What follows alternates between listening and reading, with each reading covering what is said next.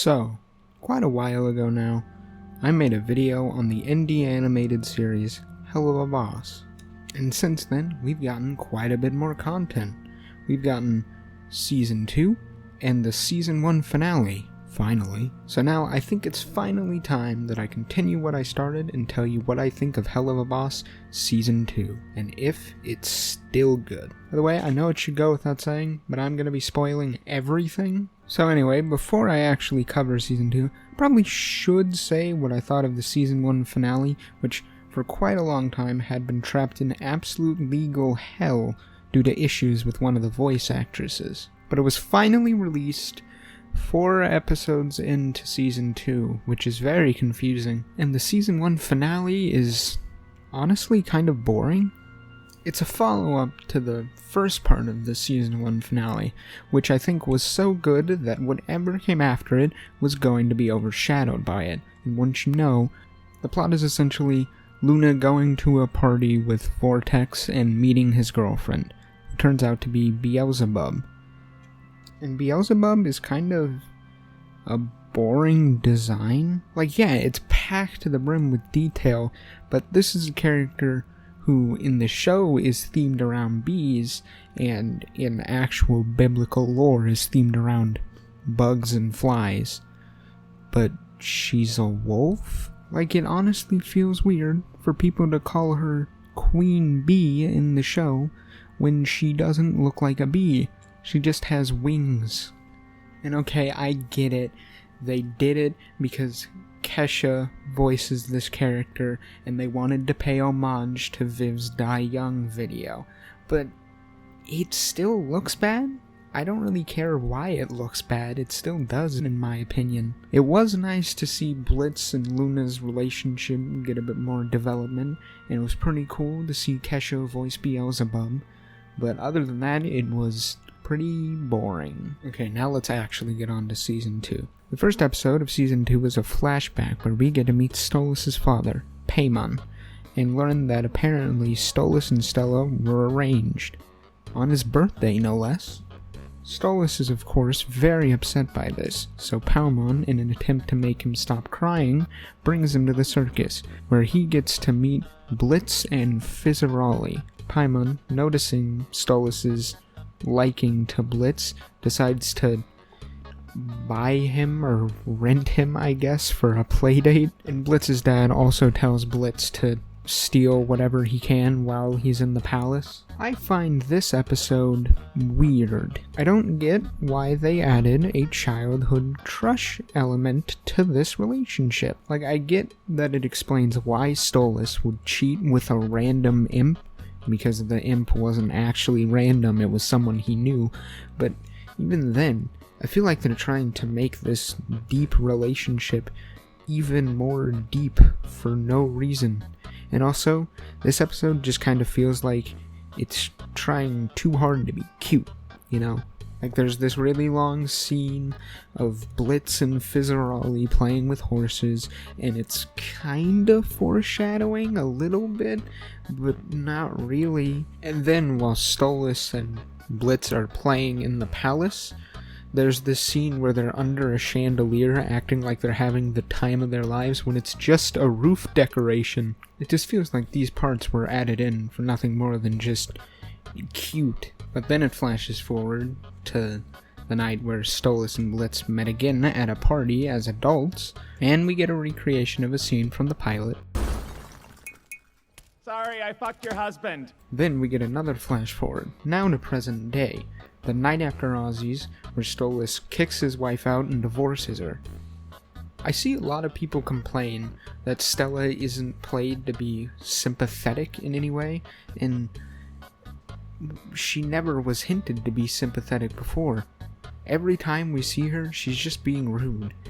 Even in one of the first scenes we saw her in, she didn't care that Stolas cheated on her. She cares that Stolas cheated on her with an imp. Not every villain needs to be sympathetic. Sometimes people are jerks sometimes. Not every villain needs a deep, thought-provoking backstory. Sometimes a villain can just be evil. I'm tired of people complaining about shows where the villains are just bad people. But anyway, the next episode is essentially continuing this one. We see Octavia, when she was young, being told by Stolas about a meteor shower. And then he promises that when it happens, he'll take her to see it. And then we cut to the day after the divorce, which is apparently when the meteor shower is happening. But unfortunately, Octavia's dreams are shattered when she finds Stolas arguing with Stella over the phone, saying that moving all of her stuff out is going to take all day. So Octavia just goes to see it herself, stealing the grimoire from Blitz and accidentally teleporting herself to LA. Meanwhile, at IMP, Blitz is finally getting on to Luna about her attitude with customers, going so far as to make an empty threat about replacing her. During this argument, Stolas barges in after realizing his daughter has ran away, and they all travel to LA together to find Octavia. Blitz accidentally gets mistaken for a celebrity and put on a sitcom, Stolas being mistaken for his agent, while Millie and Moxie are getting caught up with falling for every scam in LA. Meanwhile, Luna is the only one actually doing her job, using Octavia's social media to track her down, which is portrayed in an honestly pretty cool montage. Also in this episode, Blitz has a flashback to when he met Luna. Apparently Luna was seen as one of the worst hellhounds in the pound, but Blitz decided to take a chance and adopt her. After all this flashbacking, we see Luna find Octavia and comfort her, and then Octavia and Luna have a sweet moment with their dad. No matter what you Okay, Octavia and Stolas have a sweet moment. Luna and Blitz don't. This was a pretty good episode, although the pacing felt a little off. It felt a little too quick and a bit wishy-washy with the tone. Like, you'll have a scene that suddenly goes from trying to be funny to super serious, and it really doesn't feel well blended at all. And also, I think basing a plot point off an easy to miss background detail is kind of annoying. The next episode, we get to meet Moxie's dad, who's invited IMP over for a business deal. His dad, Crimson, is a mob boss who lives in the Green Ring, and has apparently invited over Moxie's ex, Chaz, so he can force Moxie to marry Chaz against his will. Apparently, since Moxie left, Crimson wants someone to marry into the mob to pick up his slack, I guess? Oh, also, Chaz is also Millie's ex, but it's never really brought up much, so there you go, there's that information for you. After quite a bit of build-up and a very uncomfortable song sequence, we get to see Millie and Blitz crash the wedding and reveal that Chaz isn't even rich, which gets him murdered by Crimson and have his jawbones hung on the wall. Now, I'm not certain, but is this the first time a demon has died in the show? Obviously, there's been quite a few human deaths, but I think this is the first time a demon has died. This episode was pretty good. I liked learning a little bit about Moxie's backstory, and Crimson is a pretty interesting villain. My only real problem is that Chaz is pretty annoying, but that seems very intentional, and they also killed him in the same episode, so we won't have to deal with him again. However, I'm very excited to talk about this next episode, since it's about Stryker capturing Stolas.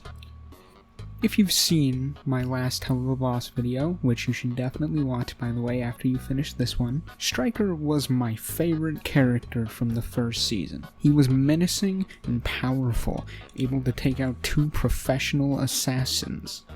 He was sadistic and manipulative, and his motivations seemed very interesting. It was clear that this wasn't just a job to him. This was more personal business, killing Stolas. And one of the best parts is that Norman Reedus is playing him. That is such perfect casting, and I'm so glad to see him again. Don't worry about your lanky birdie. He's in good hands. Yeah, that's not Norman Reedus. Yep, I think it's time I talk about my biggest problem with this show.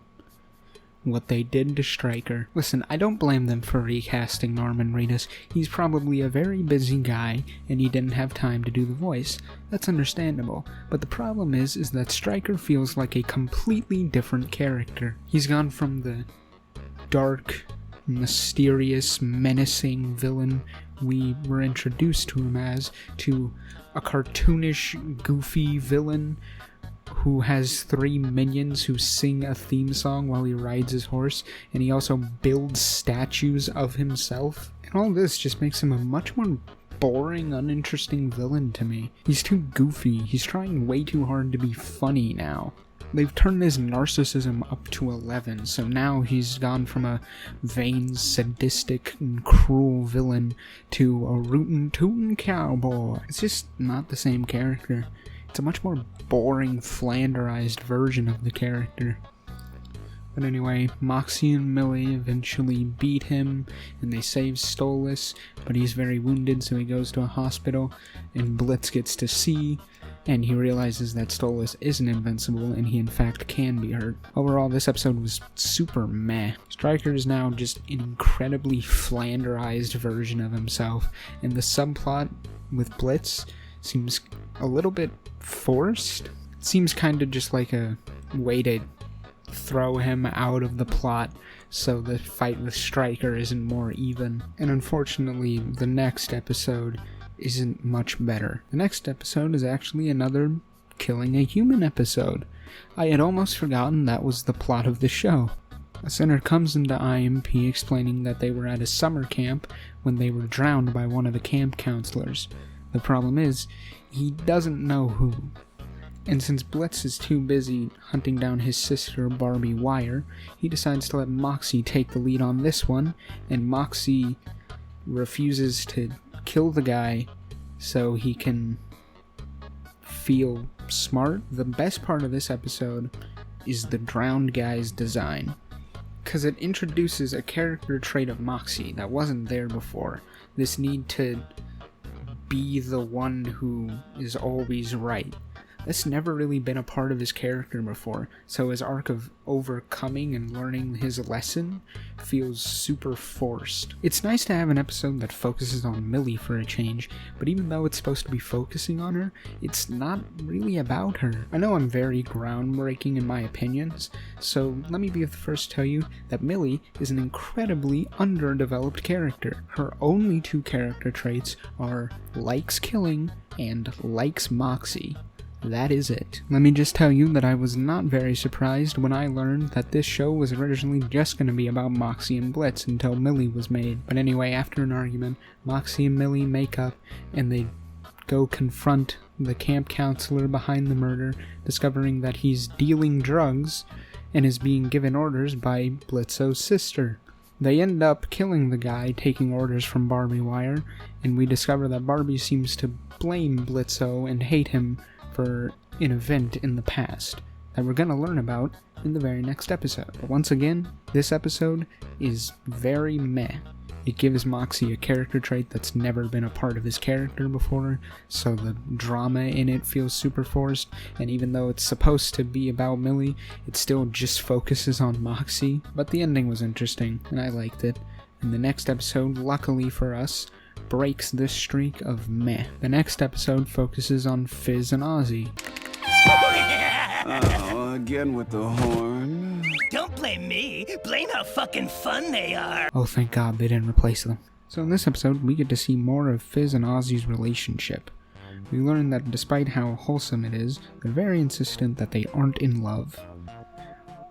We also learn that Ozzy is a little overprotective, not even wanting Fizz to leave and go to the green ring for a contest without an escort. But Fizz insists he can handle himself. Anyway, after bumping into Blitz, he gets immediately captured by Stryker, who is, funnily enough, working with Crimson. And during their capture, Stolas is having a meeting with Ozzy to get a crystal from him that will allow Blitz to go to the human realm legally. So during this meeting, they get a video from Crimson saying that they're holding Blitz and Fizz for ransom. And it's also here we learn that Osmodeus is the weakest of the sins, meaning that he can't do much but sit with Stolas and one of Crimson's men and go over paperwork. While this is happening, Fizz and Blitz manage to escape and start mowing down Crimson's men. Well, it's more Blitz mowing them down because Fizz can't really fight, and during this escape,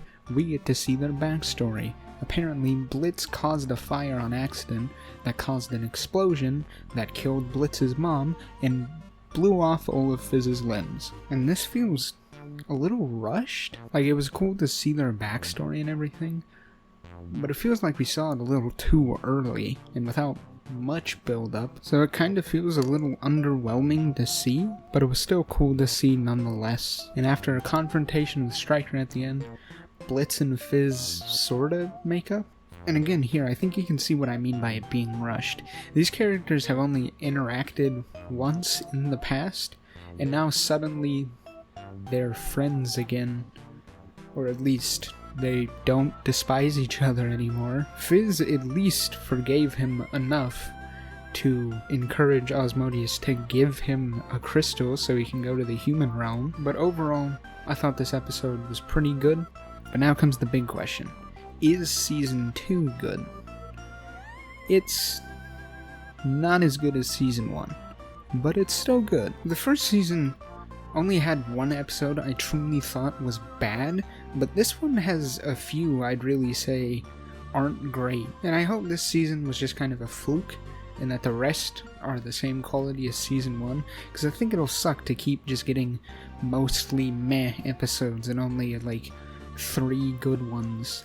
And another problem I have with this show that I neglected to really mention that much in the first video is the humor.